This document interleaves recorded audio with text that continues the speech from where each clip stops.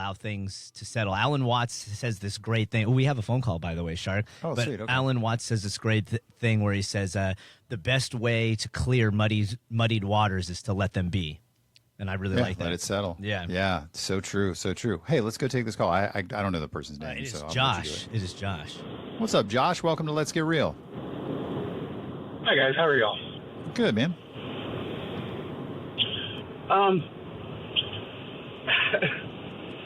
calling because about 2 weeks ago, my 45-year-old wife was diagnosed with breast and bone cancer. Oh, I'm sorry to hear that. And just having a really difficult time trying to figure out what to do. I mean, it's just been a whirlwind of emotion. And I'm a really bad recovering alcoholic, and I found myself slipping down the rabbit hole. Oh, man, I am so sorry to hear that on multiple levels. Do you have kids? We do. We're a blended family. We have 5 kids between the two of us. What are their ages? I've got a 15-year-old, a 17-year-old, 18-year-old, a 20-year-old, and a 21-year-old. Okay. Well, the conversation today we're having is about family, and this is not going to be easy, man. But lean into family more than you lean into the bottle. Yeah. I understand. I really do. But like I said, she got diagnosed not this Monday, but the Monday prior to that, and she spent the first 5 days in the hospital. She was out Saturday and Sunday. She went to work Monday and started feeling bad, and she had to go back to the hospital, and they found another lesion on her spine, which they had done a bone biopsy on the Thursday after they found out. And she went back in this Monday that just passed, and they found, like I said, they found an additional lesion on her spine and a fracture in her spine. Oh, my goodness. So she spent the rest of the week in the hospital, and she luckily just got to come home yesterday, and it's just, this has been one of the worst 2 weeks of my life, and she is just petrified, and so am I, and it's like,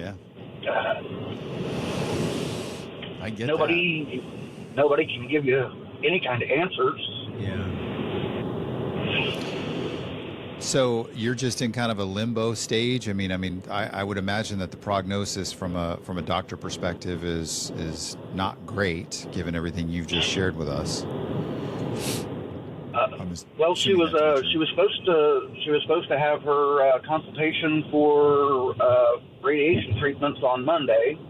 That kind of got put on the back burner because she wound up being in the hospital again, and then her oncologist came and visited her on Thursday and was really kind of irritated with, I don't want to put the hospital on blast, but Lakeland Regional, I'm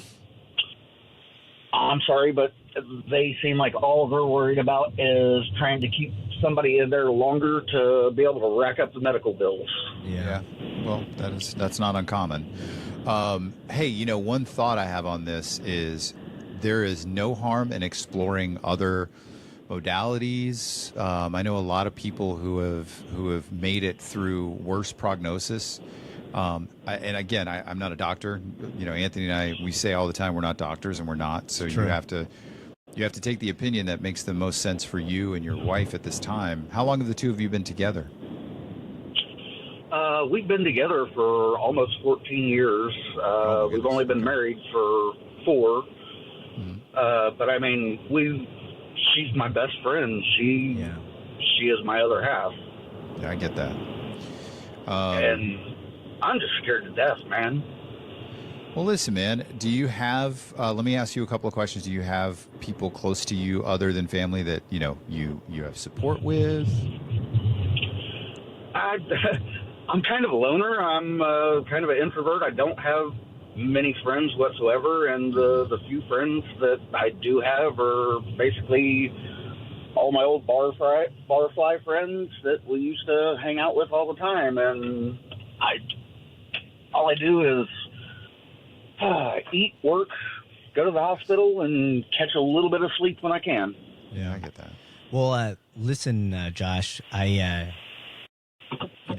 right now then, from what you just said, it seems like it's okay that you're dipping back into the bottle. Just don't let it consume you. Don't let it change, who you are and your relationship with everybody.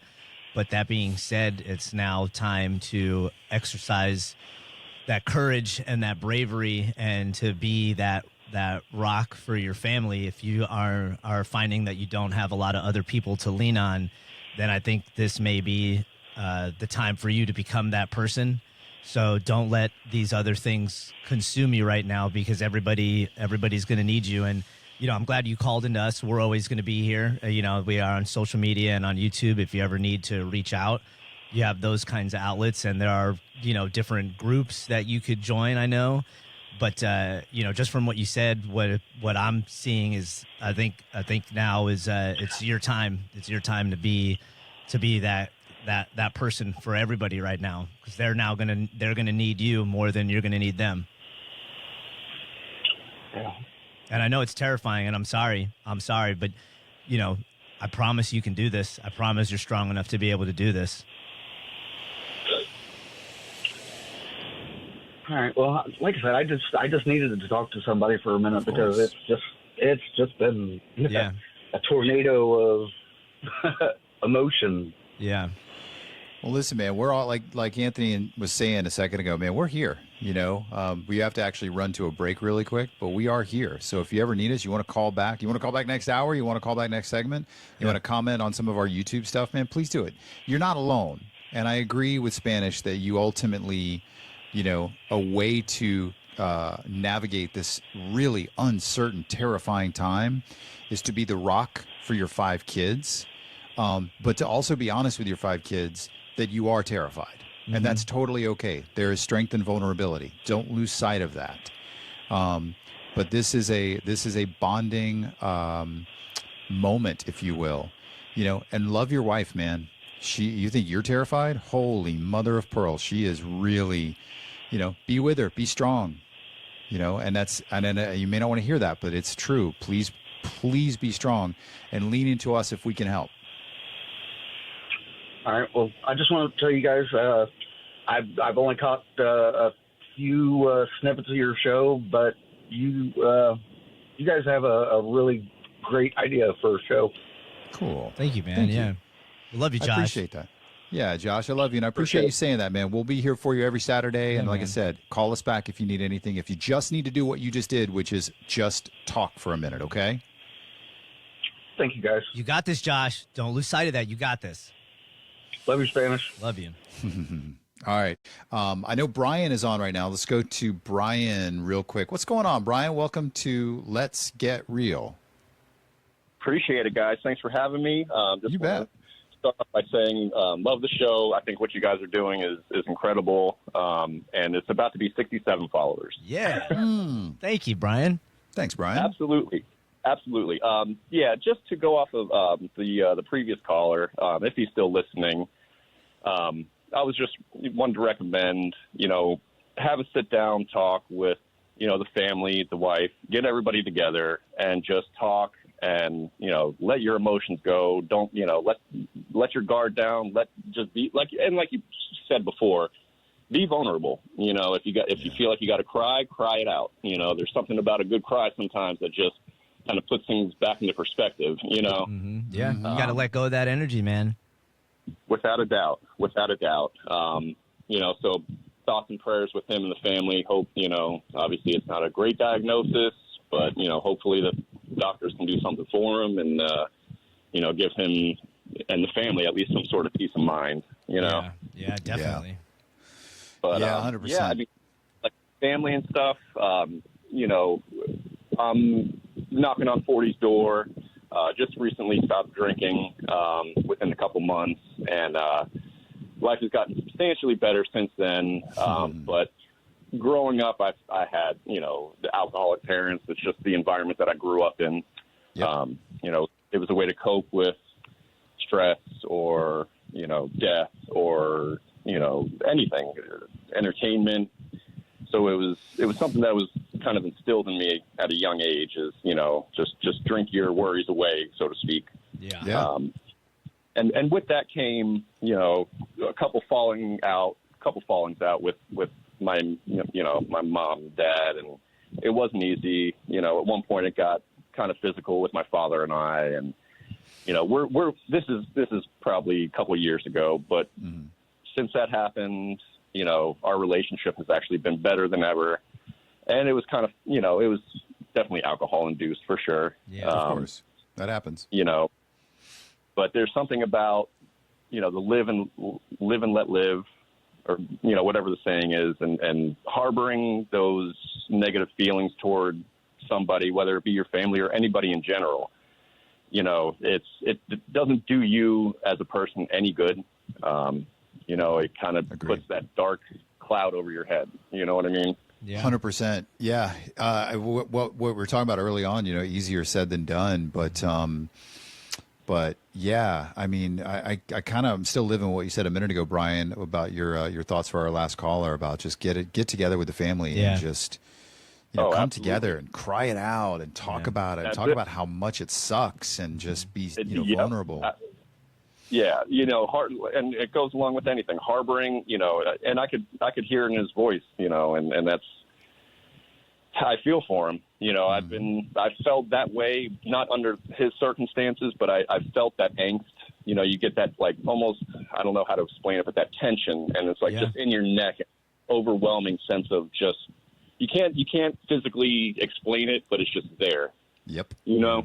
Yeah. It's interesting that you say that. I was talking to Michael the other day about how at my age, I'm realizing that everybody experiences their own versions of that. Everybody has their own version of heartache, pain, you know, suffering, joy, happiness.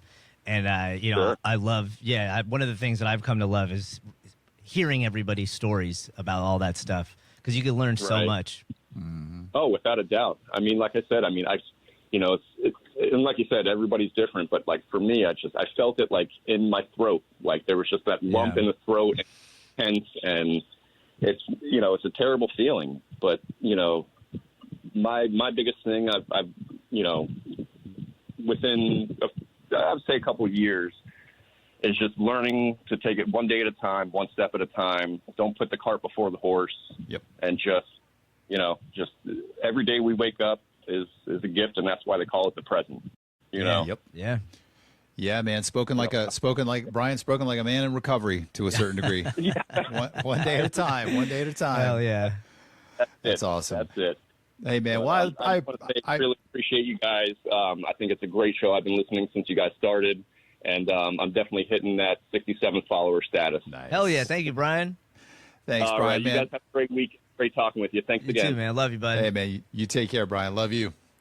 Wow. See? Coming together, community. Right? Yeah, man. That's the vision of this, is like, let's get a community of guys together to help other guys. Yeah.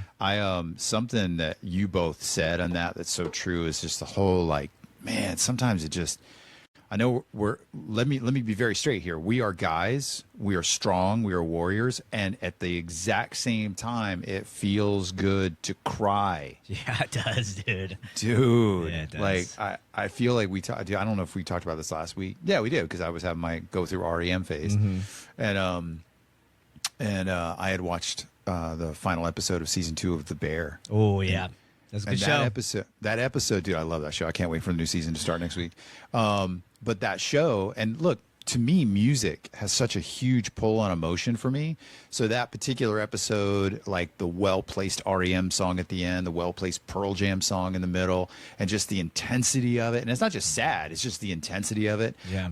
Like it feel like and you know what? It just feels friggin' good to feel things at times. You know? I agree. I was this morning. Because I'm doing the show today live from my daughter's apartment in Brooklyn, New York, and today is her 21st birthday. So one of the traditions that we have in our family is I have this recipe for this really decadent French toast. Ooh. It's so good. It's got like prosciutto and cheese on it. Yeah, so it takes a little while to make, and there's all these little sandwiches, and like we do syrup with walnuts and bananas and all this stuff. So I'm in the kitchen, and I'm making this whole big spread of food this morning.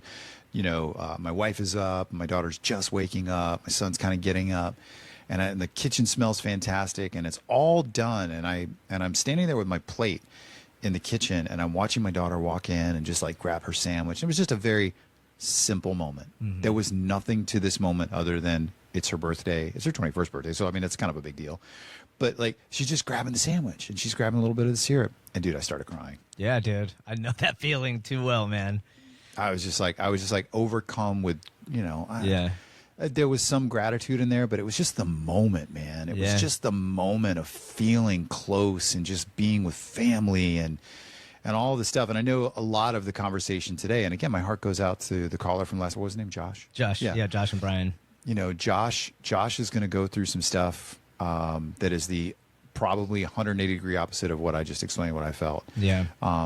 And we feel for him. You know, yeah, definitely. And it's his journey.